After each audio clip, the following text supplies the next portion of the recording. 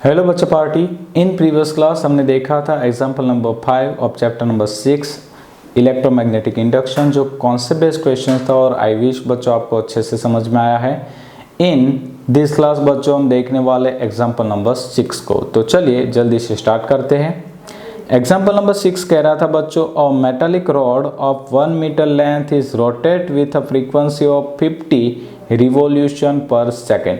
अब नोट करिए बच्चों, यहाँ पे आपको एक रॉड दिखाया गया है जिसकी लेंथ है r। ठीक है, तो मैं यहाँ पे नोट कर देता हूँ capital R is equal to 1 metre, और साथ ही साथ बच्चों में फ्रीक्वेंसी दी गई थी, frequency f is equal to 50 revolution per second. Correct है। with one end hing at the center and the other end at the circumference of the circular metallic ring of radius 1 meter। Right है बच्चों। तो हमें यहाँ पे बताया गया कि एक रोड था जिसका एक सिरा यहाँ पे सेंटर पे था, दूसरा सिरा इस रिंग के सरकमफरेंस पे था। तो भाई जितनी रिंग की रेडियस होगी उतनी ही इस रोड की भी लेंथ होगी। ठीक है, तो इसमें कोई चेंज नहीं है।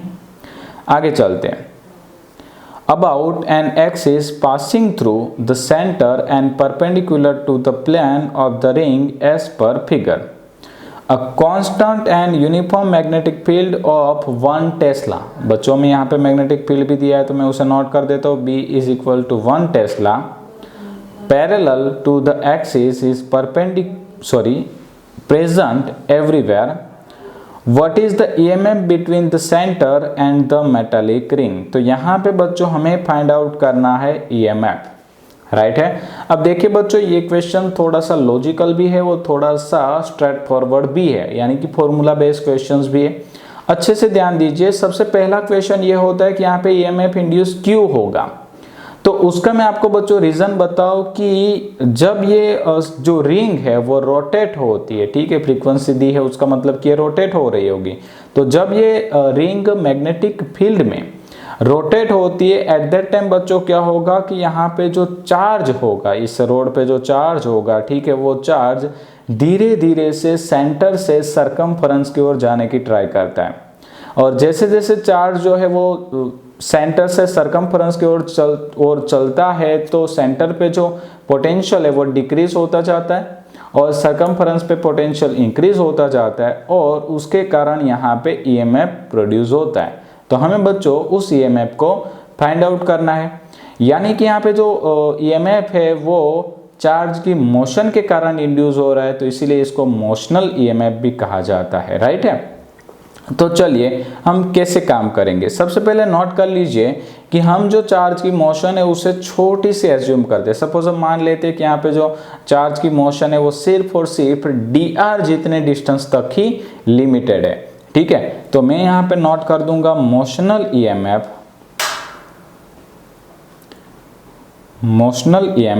de। अब देखिए भाई, लेंथ छोटी लेंगे तो EMF भी छोटा होगा, तो मैं यहाँ पे लेता हूँ BV इंटू DR। ठीक है, आपने मोशनल EMF की पूरी थियरी देखी होगी, वहाँ पे EMF का फॉर्मूला होता था BVL, L यानी कि length of the travelling distance.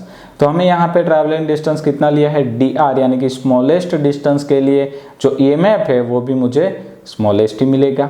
ठीक है, अगर मुझे टोटल EMF चाहिए बच्चों तो क्या करना होगा, इसका इंटीग्रेशन, और अगर हम इंटीग्रेशन करेंगे तो हमें लिमिट लेनी पड़ेगी। लिमिट कौन सी लेंगे, तो हम यहाँ पे बच्चों लिमिट लेने वाले हैं 0 to R।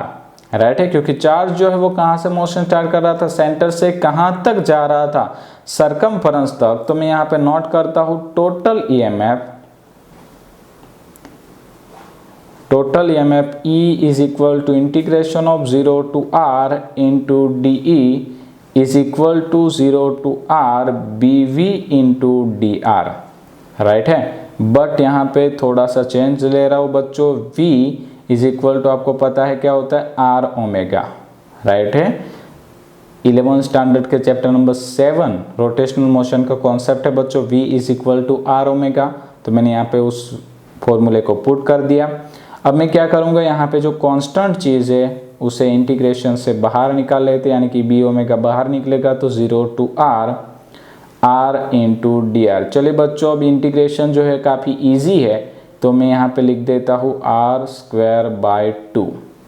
करेक्ट, लिमिट 0 से r, और यहाँ पे बच्चों मुझे फाइनली आंसर मिल जाएगा b omega r square by 2। तो ये आ गया मेरे EMF का फॉर्मूला, करेक्ट। बट मुझे तो मैग्नीट्यूड फाइंड आउट करना था, तो मैं क्या करूँगा, यहाँ पे वैल्यू पुट करूँगा।